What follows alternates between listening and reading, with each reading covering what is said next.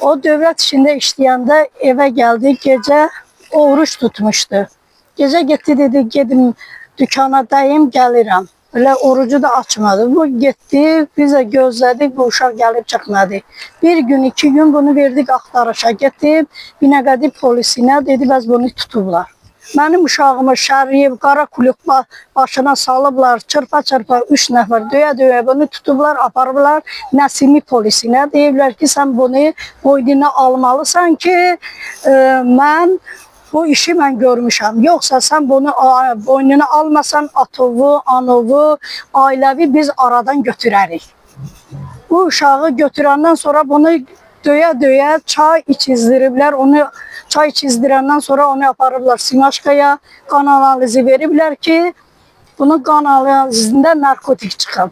Yəni mənim uşağım özü də məhkəmədə etiraf elədi ki, mənim bu işdən xəbərim yoxdur. Mənim güclə boynuma qoyublar. Mənim atamla, anamla, valideynlərimlə, ailəmlə məni təhdid edirlər, qorxuzdurublar ki, sən mütləq bunu boynuna almalısan.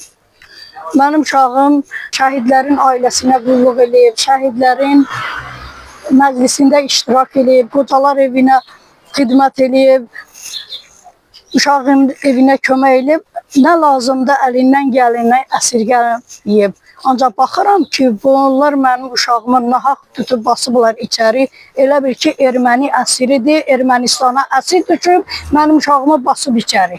Stalinin rejimini yaşayırıq. Bütün dindarları, Quran əhliləri narkotiklə hərriyib basıblar içəri. Deyirlər, bunlar narkomandılar. Dövlətin qulduru varsa, yəsi də var. Yəsi də düzgün nəticə çıxarsın ki, bu quldurları yoluna qoysun. Bunların dindarlarla nə işi var? Bunların müharibəsi nədir dindarlarına?